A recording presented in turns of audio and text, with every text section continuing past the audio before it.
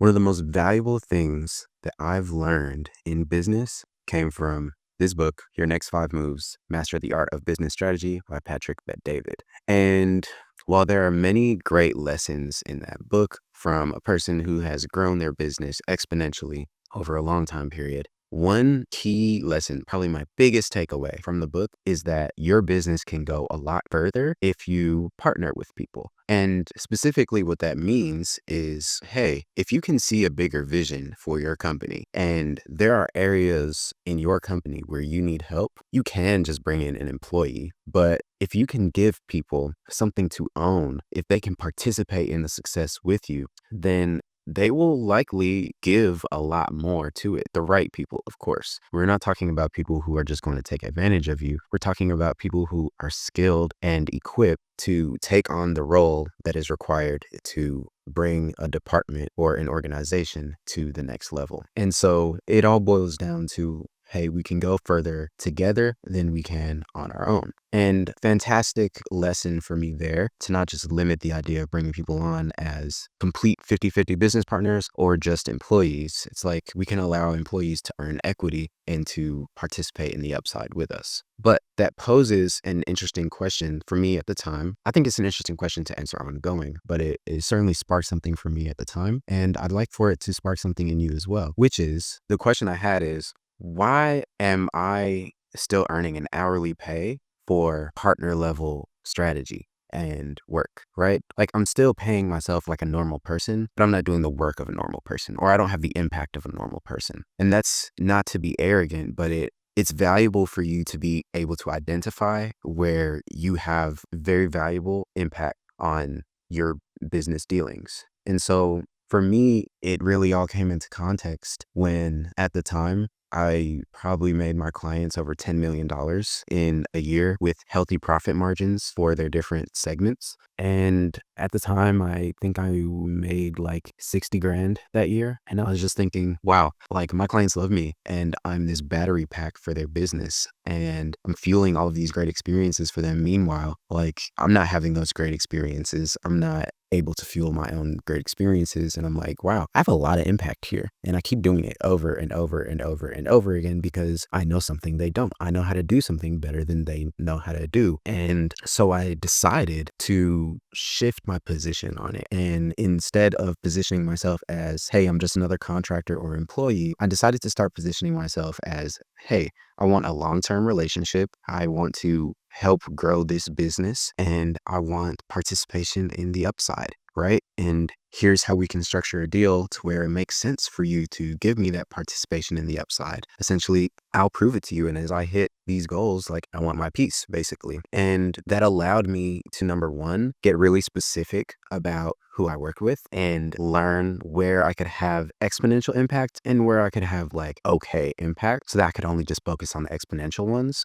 So I work with less people now, but I also have longer relationships now. I have longer business dealings. I have better contracts and all of that continues to improve. But now I'm not stuck at hourly pay. I am only limited by my contributions to the business's bottom line. And if you have a confident skill, ability, and obsession to increase the bottom line of a business, then being in this type of position like I am helps a lot because it's saying, okay, when I look at increasing my revenue and expanding my business, I used to look at it as like, well, I just need to get more clients.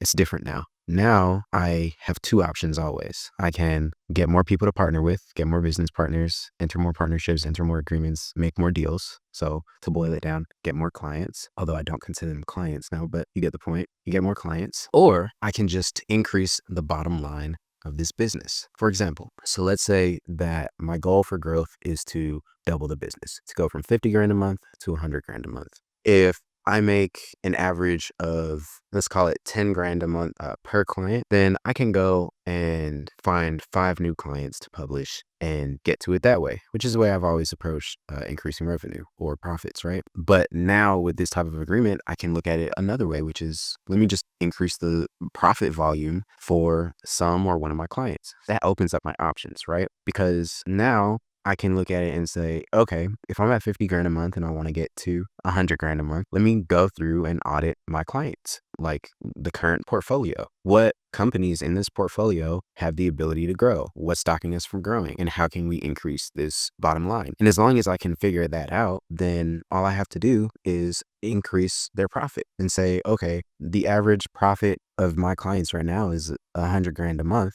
How do I get them to 200 grand a month, right? And so all that means is, like, let's say for easy numbers, there are 10 clients in the portfolio making 10 grand a month in profit each, right? I just have to figure out, how do I get them from 10 grand in profit to 20 grand in profit? And from actual experience, sometimes that's easy as, well, I think the price elasticity could be higher in these clients. Let's double prices of our flagship product or triple prices of our flagship product. And whatever we lose, we'll make up for in the profit because the conversion rate doesn't change too much depending on how we do it. So then I can increase the average client from like 10 grand a month to maybe 15 grand a month or 20 grand a month and meet that goal. Or I can just get most of the way to the goal. Now I have another option, right? Now I can say, cool. So let's say we went from 50 to 75 grand a month. Now I only need 25 grand a month to meet my goal. I can add new clients, but I can add less new clients because I've already closed the gap a little between, like halfway closed the gap between 50 grand a month where I'm at and 100 grand a month where my goal is. And I've also figured out on the current client base how to increase the average bottom line. So now instead of a client being worth 10 grand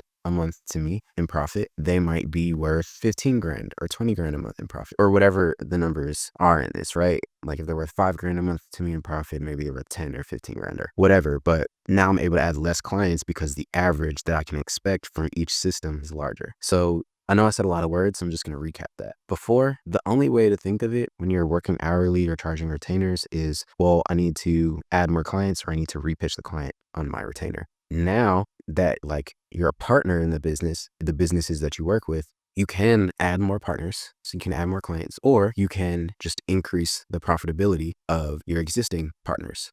And you can combine those to stack smarter. So you can increase the profitability of each partner, which allows you to develop a smarter system, a better system for creating more profit that you can apply to future partners. So your expectations can be higher for each new partner that you add, which puts you in a better position to accomplish your goals without bringing on a high volume of partners. So that is kind of how I figured out, like, how can I get out of this hourly or salaried pay and get into something that has more fluidity? Now, of course, that comes with its risks, because if you can't manage to maintain the business at a certain profit level or increase it for whatever reasons, internal or external, then your income follows that, right? And so you have to be really confident, number one, in your ability to get new partners, and number two, in your ability to maintain or increase the profit or solve the challenges that naturally come with the types of businesses that you work with that may serve as external factors that affect your distribution as a partner in the business. So those are important things to maintain.